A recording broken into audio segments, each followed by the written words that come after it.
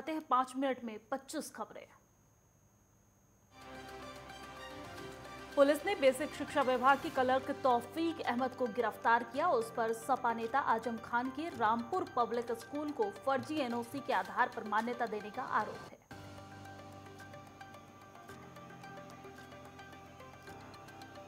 लखनऊ विश्वविद्यालय के पूर्व छात्र संघ अध्यक्ष कांग्रेस नेता रमेश श्रीवास्तव ने कांग्रेस छोड़कर समाजवादी का दामन थाम लिया है। रमेश लखनऊ विश्वविद्यालय में छात्र संघ अध्यक्ष रह चुके हैं और उन्होंने सपा अध्यक्ष अखिलेश यादव के नेतृत्व में भरोसा जताया है। झारखंड के तेनूघाट के चंद्रापुरा थाना क्षेत्र में देर शाम 3 बाइक सवारों ने ब्लॉक प्रमुख के घर पर फायरिंग की है, जिससे इलाके में सनसनी फैल गई है। सूचना पाकर मौके पर पहुंचे पुलिस ने मामले की जांच शुरू कर दी है। बिहार में पुलिस की तैयारी करने वाले नौजवानों के लिए खुशखबरी है। जल्द ही 21,391 सिपाहियों की भर्ती की विज्ञप्ति जारी की जाएगी। जानकारी के मुताबिक साल के आखिर तक भर्ती प्रक्रिया पूरी कर ली जाएगी।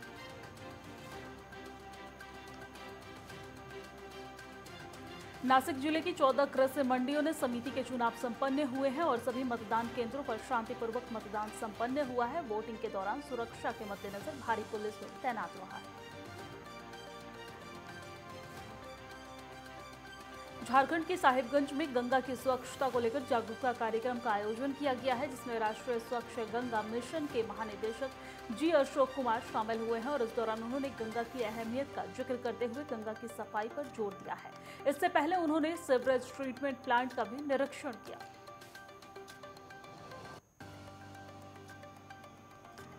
दिल्ली में राष्ट्रीय पुलिस मिशन के चौथे राष्ट्रीय सम्मेलन का आयोजन किया गया है, जिसमें केंद्रीय गृह राज्य मंत्री निशित प्रामाणिक बतौर मुख्य अतिथि शामिल हुए हैं और इस दौरान राष्ट्रीय पुलिस मिशन के निदेशक ने सम्मेलन की रूपरेखा पेश की और पिछले सम्मेलन की सिफारिशों पर ही कार्यवाही की जानकारी दी।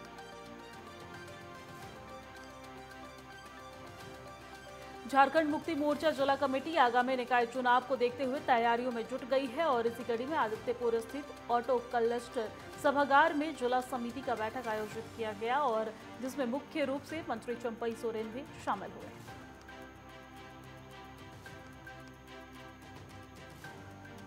दुमका के शिकारीपाड़ा में अवैध कोयला खनन पर वन विभाग ने कार्रवाई करते हुए प्रशिक्षु डीएफओ और पुलिस ने पंचवाहिनी वन क्षेत्र में अवैध रूप से बनाई गई खदान और सुरंग को ध्वस्त किया।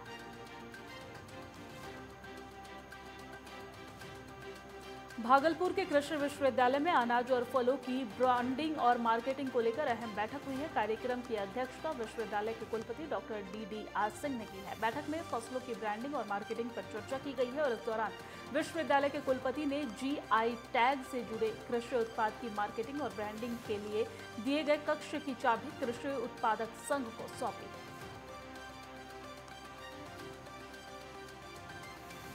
लखनऊ में पुलिस ने 2 वाहन चोरों को गिरफ्तार किया है, जिससे चोरी की 8 कारें बरामद की गई है। गिरफ्तारी के बाद पुलिस आगे की कार्रवाई में जुट गई है। उज्जैन के नानाखेड़ा के नवाखेड़ा गांव में आकाशीय बिजली गिरी है, जिससे झुलसकर एक महिला और एक बच्ची घायल हो गई है। घायलों को नजदीकी अस्पताल में भर्ती कराया गया है, जहां महिला को मृत घोषित कर दिया गया है, वहीं बच्ची का अस्पताल में इलाज चल रहा है।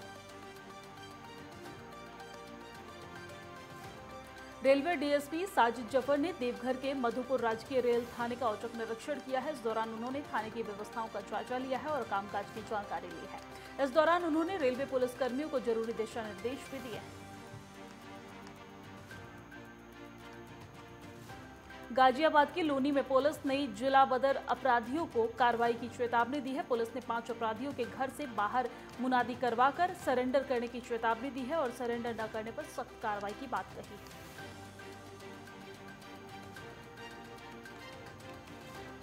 फिरोजाबाद के जिला अस्पताल के प्रबंधन पर मरीजों और तमारदारों ने गंभीर आरोप लगाए हैं। आरोप के मुताबिक प्रसूताओं को घटिया क्वालिटी का खाना परोसा जा रहा है और अस्पताल प्रबंधन के आला अधिकारी ने खाना की गुणवत्ता में सुधार करने का भरोसा दिलवाया है। 30 अप्रैल को मन की बात के 100वें संस्करण को लेकर बीजेपी में उत्साह है। झारखंड में भी बीजेपी बड़े पैमाने पर मन की बात कार्यक्रम को आयोजित करने जा रही है और जिसके तहत सूबे में 9000 जगहों पर लोग प्रधानमंत्री नरेंद्र मोदी के मन की बात कार्यक्रम को सुनेंगे और बीजेपी ने कार्यक्रम को लेकर तैयारियां पुख्ता कर ली है। पीएम मोदी ने देश को 91 FM रेडियो स्टेशन की सौगात दी है। झारखंड के साहिबगंज के बरहरवा में भी FM रेडियो स्टेशन का उद्घाटन किया गया है और बरहरवा सुदूर ग्रामीण क्षेत्र है। FM स्टेशन स्थापित होने से क्षेत्र की जनता को फायदा होगा और इसके तहत जनता का मनोरंजन तो होगा ही, साथ ही ज्ञानवर्धक जानकारियां भी मिलेंगी।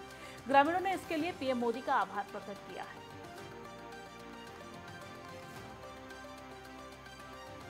गोंडा के मिर्जापुर रेलवे स्टेशन के पास गन्ने के खेत में एक महिला का शव बरामद हुआ है। मौके पर पहुंची पुलिस ने शव को पोस्टमार्टम के लिए भेज दिया है और जिसके बाद पुलिस मामले की जांच में जुट गई। पीलीभीत के हजारा थाना क्षेत्र में कई मकान आग की चपेट में आ गए हैं और मकानों में रखा सारा सामान जलकर खाक हो गया है। ग्रामीणों ने कड़ी मशक्कत के बाद आग पर काबू पाया।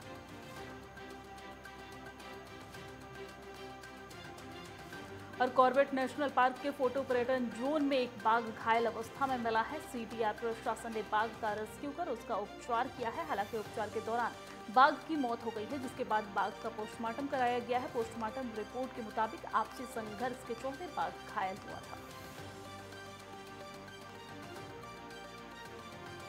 कानपुर देहात के रानिया थाना क्षेत्र में एक हादसा हो गया है। नेशनल हाईवे पर एक डंपर ने गाड़ी को जोरदार टक्कर मार दी है। सूचना पाकर मौके पर पहुंचे पुलिस ने डंपर के केबिन को काटकर कंडक्टर को बाहर निकाला है।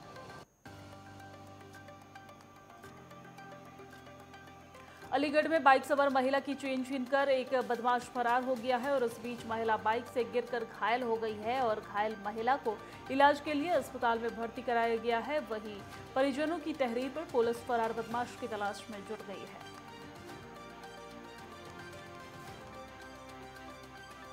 और काशगंज के आमापुर थाना क्षेत्र के बेधड़क रोड पर पुलिस और एसओजी की संयुक्त टीम ने एक बाइक सवार बदमाश से मुठभेड़ हो गई है और जिसमें बदमाश घायल हो गया है, जिसे इलाज के लिए अस्पताल में भर्ती कराया गया है। पुलिस ने बदमाश से एक तमंचा, 3 खोखा कारतूस और एक जिंदा कारतूस बरामद किया है। और रुड़की में यूथ कांग्रेस ने मशाल जुलूस का आयोजन किया है। जुलूस सुभाष चौक से शुरू होकर महाराणा प्रताप चौक पर समाप्त हुआ है और इस दौरान कांग्रेस नेता प्रथम सिंह भी जुलूस में शामिल हुए हैं। कांग्रेस कार्यकर्ताओं ने प्रथम सिंह को फूलमालाओं से स्वागत किया है और इस दौरान प्रथम सिंह ने बेरोजगारी का हवाला देते हुए सरकार पर निशाना साधा।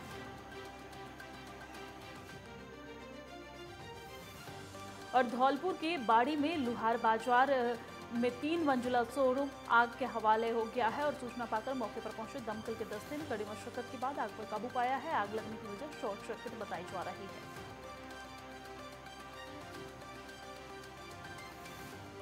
और वक्त एक छोटे से ब्रेक का हो चला है, जल्द लौटते हैं।